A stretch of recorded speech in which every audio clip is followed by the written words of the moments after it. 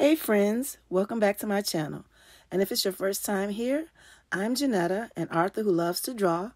On my channel, I focus on combining storytelling with art. If that's something you're interested in, please like, comment, subscribe, and share. Let's get to it. Chapter 13. The work week had been long and grueling, but it was finally the weekend. Brooklyn smiled as she finished applying her makeup. She checked the time, then slipped on her glittery red, orange, and black heels that complemented her dress. She stood, looking in the full-length mirror.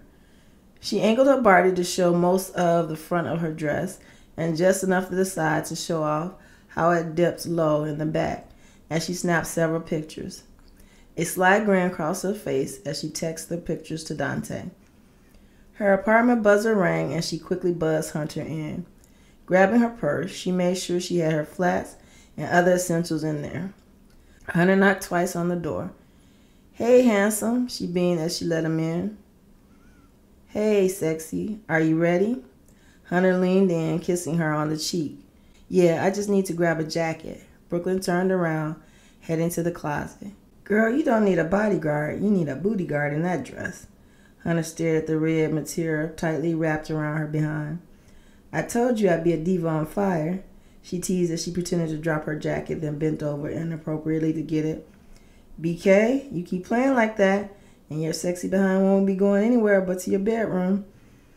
Brooklyn stood. "Hunter, I don't know what you're talking about. Besides, Chevelle, Alexis, and the crew would come find us, demanding to know why we didn't show up." She opened the door and pushed Hunter out of it. After Brooklyn locked up, Hunter walked her to a red sports car and opened the passenger door. For the diva on fire. He smiled as she slid into the car, giving him a clear view down her dress. "I am definitely on bodyguard duty tonight," he murmured, and chuckled as he walked around to get in the car. Brooklyn had brought her jacket with her to cover her legs when she was sitting, but she decided to lay it on the back seat. Crossing her legs, she shifted in the seat and buckled up. "Sweetie, I'm going to need you to uncross your legs," Hunter insisted. "Otherwise, I'm guaranteed to crash the car because I'll be watching to see how far up your skirt will go." Hunter glanced over at her well-oiled, shapely legs, then pulled out of the parking spot. "Why are you acting brand new?" Brooklyn laughed, pulling down her skirt. "It's not like you haven't seen me in outfits like this before. We were both coupled up and unavailable to play at those times. I don't have to be on my best behavior now." He looked over her and licked his lips. Back in the D.C. area, Ling and Dante sat at a table reviewing files. They had been there for hours, analyzing information they'd gotten while interviewing Ryan and while searching Tuck's office. Dante's phone buzzed on the table. He grabbed it and nearly dropped it when the picture of Brooklyn in the red dress came through. Lang looked up from her paperwork. "You okay over there?" "Yeah," he replied, shifting in his seat. Lang shook her head at him. He attempted to go back to reviewing the files, but his mind was somewhere else. When he realized that he had been staring at one page for over 10 minutes without reading a single word, he knew that it was time to go. Dante closed the file in front of him, standing. "I've put most of my notes in." Dante handed Lang the files while heading to the door. "Let's go over what Ryan told us and what we learned from Tuck's office on Monday. I want to work on the connection the goon had to this case. Is it Tuck or Alec? Or are we still missing a player? We also need to figure out why Trivision has been monitoring your activities," Lang reminded him. Dante paused at the door. "You know what? You have a point. They didn't follow me from Hunter's club. They were waiting for me at home. I'm sure there was nobody following me from the airport. How did they know where I lived? That address shouldn't have popped up when they looked me up. I'll look into it. Maybe that's the piece of the puzzle we're missing." Lang stood like she had a bad feeling about it. "Find out who referred the client to us. It could be something or it could be nothing, but we need to check everything out. Something is fishy about this case, and we need to put a finger on it so we can get a handle on things." Dante looked at his watch, wondering where Brooklyn was headed in that fiery outfit. "I'm on it," Lang responded as she stood. Don't stay here much longer, and keep your eyes wide open. His eyes widened to emphasize the point.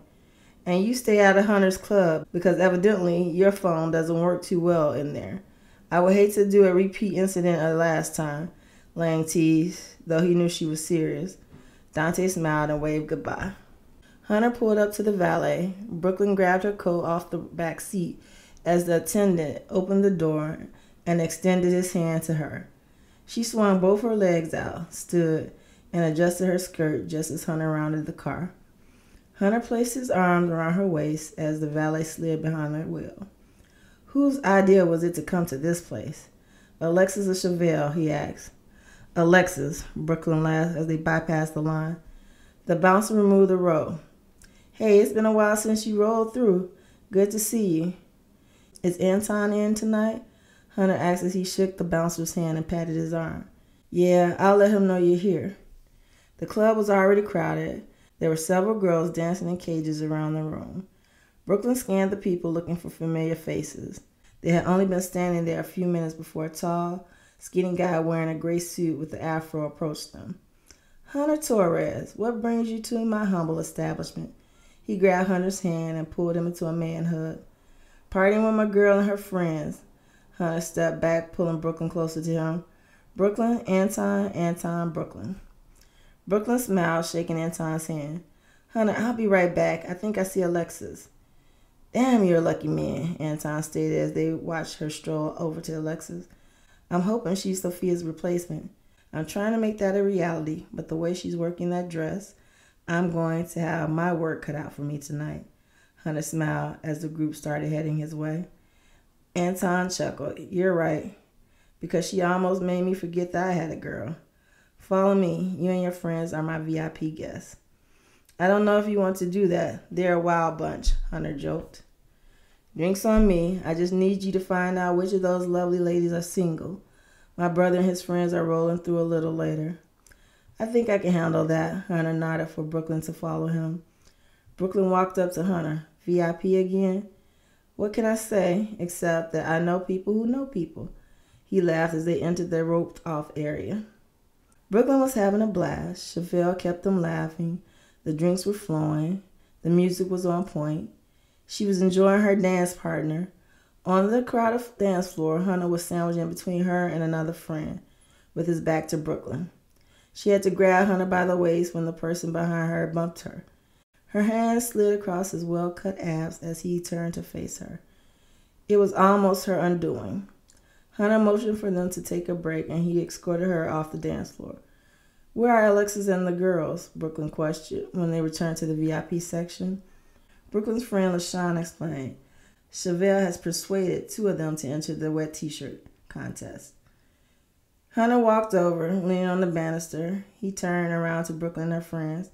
It looks like the show is about to get started. Brooklyn slid behind him, holding him around the waist as she looked over his shoulder. I can't believe these fools are doing this. LaShawn came up standing next to her and gave her the girl, you know, they're crazy look. Oh, believe it, Chevelle explained, squeezing between Brooklyn and LaShawn, and I will have it on video. Brooklyn had to steady herself on Hunter to keep Chevelle from knocking her over. Can you see, Miss Tippy Toe? Hunter asked, noticing Brooklyn's height kept changing. Sometimes, she laughed. Hunter shifted her in front of him. Is that better? He asked as he placed both hands on the banister on either side of her. Much, Brooklyn replied, soaking in his scent. She knew she shouldn't, but she leaned back into him. BK, you making it hard for a brother to be on his best behavior. The way you were moving on the dance floor had me wishing I had a real back seat in my car. He tilted towards her. Now this, you're playing with fire. Is that a bad thing? Brooklyn looked at him with slanted eyes full of desire. Only if I'm going home alone tonight. Hunter leaned down and kissed her.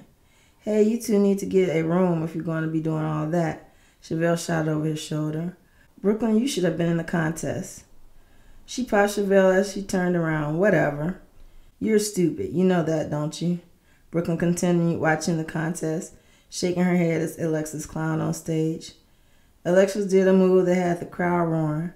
Brooklyn knew in that moment that Alexis was taking the prize home. Your girls got moved, Hunter chuckled. Evidently, Brooklyn covered her eyes with her hands, then opened up two fingers to peek through. Anton strolled into the VIP section with several guys in tow. Hunter, you remember my brother, Ed? These are his friends. Hey, Hunter took Ed's hand and nodded to the rest. Where are the rest of the girls? Anton inquired. Two are on the stage. The others are near the stage for moral support. Anton smiled wickedly at his brother and his friends. Have fun. It seems we will.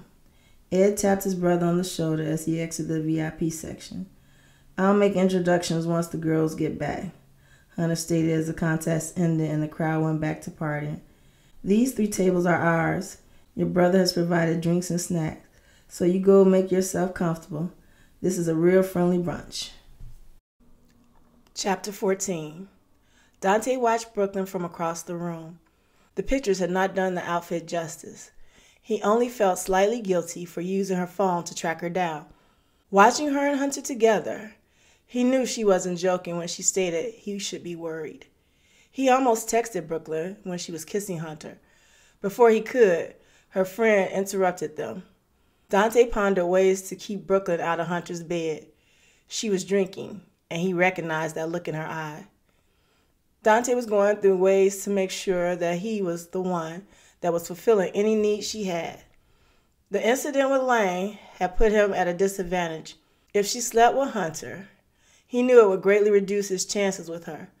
He texted her, I'm still speechless from the pictures. Hopefully, I get to see you in that dress in person. Call me when you get in. Dante stood. It wouldn't work in his favor to be caught in the club.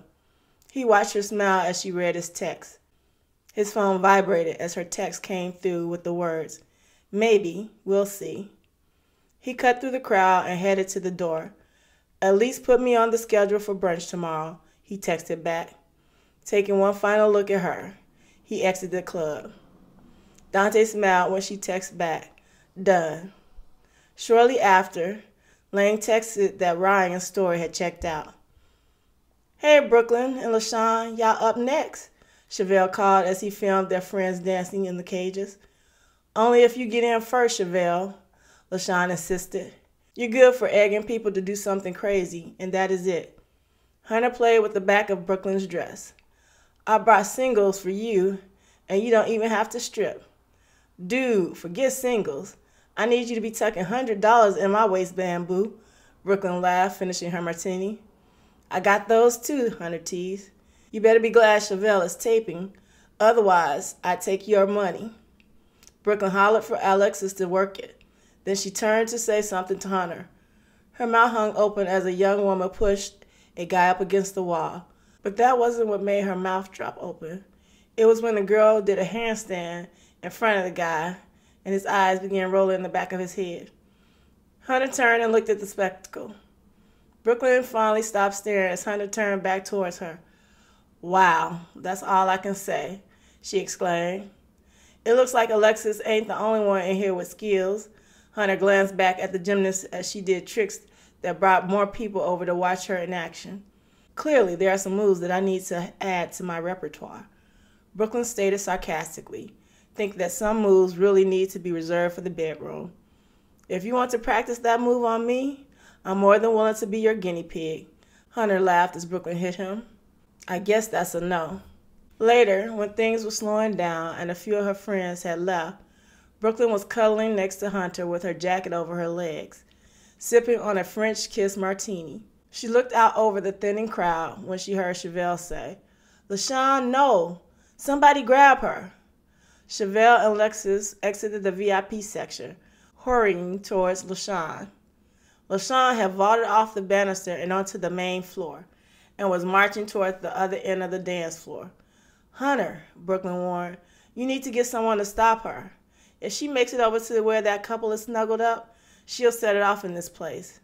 I'll take care of it, Hunter replied. Brooklyn grabbed his arm. Be careful. She has a hell of a right hook. Don't let her size fool you. She's a beast. Hunter exited the VIP section just as Chevelle and Alexis caught up with LaShawn. She pushed past them, heading towards her boyfriend. Brooklyn shook her head at LaShawn's boyfriend, wondering why he come here with someone else. He knew how his girlfriend was. Brooklyn decided she better go over and assist, as security followed Hunter through the crowd. By the time Brooklyn reached them, Chevelle and Alexis were trying to hold LaShawn. The other woman stepped forward, put her finger in LaShawn's face, and screeched, "Stay away from my man." "First up, heifer," LaShawn answered, struggling to break free from her friend's grip. "This ain't got nothing to do with you. I'm talking to that chump behind you." "Don't be calling my man no chump." The girl stepped between Chevelle and Alexis, pushing LaShawn. LaShawn's boyfriend tried to grab the girl, but he wasn't quick enough. Chevelle and Alexis looked at each other and let her go. LaShawn punched the girl, sending her falling back into her boyfriend. Pushing the girl out of the way, she grabbed her boyfriend by the collar. The girl pushed again, only to receive LaShawn's fist slamming into her gut. When the security guards finally stopped watching LaShawn whip her boyfriend's and his other woman's behinds, they had a hard time getting her off of her boyfriend. As security dragged her across the floor, she screamed, "You better not come home tonight. I hope that heifer cat has somewhere for your always between jobs behind to sleep permanently." Hunter gave Brooklyn a side eye as they followed security across the room. LaShawn finally stopped hollering and struggling when the security guy sat her down near the door. I'm good. LaShawn adjusted her clothes. Chevelle ran into the VIP section and grabbed his and LaShawn's things. He came back over to the group as Hunter and one of the guys from security stepped to the side. "LaShawn, I can't take you anywhere, can I?"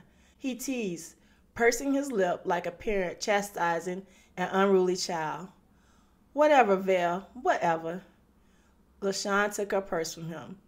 "You okay?" Brooklyn asked. What is wrong with that fool?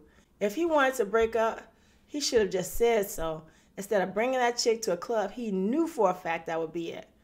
She watched as the other security guy talked to her boyfriend and his other woman near the end of the bar.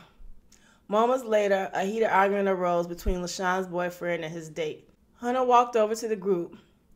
"Well, LaShawn, your imitation of a prize fighter won't be getting you arrested tonight. However, the party ends for you now. No more vaulting over banisters and beating boyfriends down tonight. At least not at this club." He scoffed as LaShawn smiled. "All right, peeps, it was fabulous. Fun and crazy times as always." LaShawn hugged everyone. "Love you. We'll go out next week to celebrate my return to singleness. Just let me know the time and the date," Brooklyn spoke as they walked to the door. She doubted that LaShawn would actually leave her boyfriend, as she has been saying the same thing for years. It would shock her if LaShawn stuck with her decision beyond 2 weeks. Brooklyn hugged Chevelle. "I guess I'll see you next time you're in town, troublemaker." "Troublemaker? I wasn't the one pretending to be a track star and boxer tonight," he teased, receiving a friendly pop on the arm and a push out the door. Chevelle waved at the group as the door shut. The crowd of onlookers returned to the dance floor and to the bar as Brooklyn and Hunter returned to the VIP section. They laughed and talked about the incident for a while before they went back to drinking and dancing. Brooklyn glanced at her watch. "I guess we're shutting down the club tonight," she thought as she shook her head at her crazy friends. Hunter leaned near Brooklyn's ear. "Your friends do realize this isn't a strip club, don't they?" Brooklyn glanced over to see Alexis giving Ed a lap dance. Well, Alexis can't blame that on Chevelle, since LaShawn is dropping him back at the hotel. She looked back at Hunter. "Don't be getting any ideas." "I already have ideas. They started at the moment you opened the door tonight." Brooklyn's hand rested on his thigh as she took a sip of martini. "I'm surprised they're still on," Hunter remarked. "What?" Brooklyn asked, looking at him strangely until she noticed him looking down at her feet. "Oh, I was planning to persuade a very handsome gentleman to give me a foot massage when we return to my place. I hear he has wonderful hands. I thought it would be easier to convince him if I had heels on instead of flats. You know, all you had to do was ask. I'd give you a full body massage if you let me." Hunter gave her a sexy smile. She turned, wrapping her arms around his waist. "Hunter, I would like that. Well, you know I'm very attracted to you. I need to figure out this thing with my ex. I honestly don't want to hurt you while I figure it out." She glanced up at him, apologizing with her arms. "BK, it's not the most ideal situation, But I'm willing to put it all on the line. My heart, our friendship, for a chance to see if we have what it takes. Hunter's lips slowly descended, kissing hers. I guess you won't be hanging out with us at Ed's for the after party, Alexis stated as she approached with the rest of the gang, only steps behind her. Brooklyn broke the embrace. You're correct. She laughed, grabbing her jacket off the booth as Hunter walked over to talk to Anton. Text me whenever you get home. If I get a response, you done something seriously wrong. Alexis nodded her head towards Hunter, who was heading back their way. It was almost 3 a.m. when Hunter parked on Brooklyn's block. Her shoes were killing her, but she refused to take them off. Every time Hunter looked at her with a mixture of appreciation and lust, it sent a tingle up her spine. She unlocked her door, stepped in, then held the door for Hunter to follow. He stepped in and planted a kiss on her cheek. Thank you for a wonderful and eventful evening, he whispered as he stepped back out of the door. You aren't coming in? That tingly feeling she had was now laced with disappointment. It's been a long evening. Hunter stuck his hands in his pocket, ignoring Brooklyn's pouting. You do know I have a second bedroom, right? Brooklyn leaned on the door with her hands behind her back. Besides, you promised me a foot massage. I have to give you a rain check on the foot massage. If I sit down anywhere besides behind the wheel, it's a wrap for me. Hunter grabbed his keys out of his pocket and turned to walk away. Brooklyn quickly grabbed his arm. Come on, Hunter. Stay a while. We barely had any alone time. BK, he inhaled, looking as if he already knew he would give in to her. Look, you can even take a power nap before you head home. She turned him towards the door and began pushing him through it. It seems like you're giving me no choice. He laughed as he put his keys back into his pocket. Brooklyn kicked off her shoes as she closed and locked the door. Hunter headed for the couch. She grabbed a blanket out of the ottoman and started pushing the ottoman closer to the couch. You need some help? Hunter asked. Nope. Just kick off your shoes and get comfortable. Do you want anything to drink? Brooklyn inquired, shifting the coffee table over to make room for the ottoman. I'm good, Hunter replied as he sat at the end of the couch. Brooklyn put Hunter's feet on the ottoman, then grabbed the remote off the table. Before Hunter knew it, Brooklyn was putting her feet on the ottoman and throwing the blanket over them. She turned on the television as she cuddled next to him. Hunter, I'm very glad you were my date tonight. It was definitely a good time. I enjoy spending time with you. She wrapped her arm around his waist, looking up at him. So when are you going to allow me to take you on a real date? Just the two of us? Hunter questioned as she threw one leg over his legs. Soon, Brooklyn responded as he caressed her bare back. She had never been one to bed hop. Brooklyn was always intimate with one guy at a time, but as she laid in Hunter's arms, she knew she was in danger of breaking her own rule. Brooklyn sat up, straddled Hunter, and began kissing him. He laid her down gently on the couch. BK, are you sure about this? Hunter tried to focus on her eyes. Because there's no going back if we do this. Brooklyn paused, looked down, then back up. I'm sure. Hunter sat up, pulling her up. I'm not sure you're sure, so let's take a rain check on this too. Where's the second bedroom of yours? I think it's time for my power nap and for you to go to bed. Hunter. Brooklyn paused, frustrated that she wanted him, but knowing he was right. It wasn't the best time to explore this. It was only last week that she and Dante almost got intimate. It's this way. She held the top of her dress up as she led him to the second bedroom. Thanks. I'll set my alarm for an hour. Then I'll be out of your hair. Hunter set his alarm on his phone. Let me go grab that blanket. For some reason, this room gets really cold. Brooklyn went into the living room, and when she returned with the blanket, Hunter was asleep on top of the covers. Brooklyn slid in bed next to him and pulled the comforters over them, making herself quite comfortable on his chest. Hunter's hand slid around her waist, and the evening of dancing and fun claimed its second victim. Hope you enjoyed today's story. If you did, don't forget to like, comment, subscribe, and share. Until next time, be and stay blessed.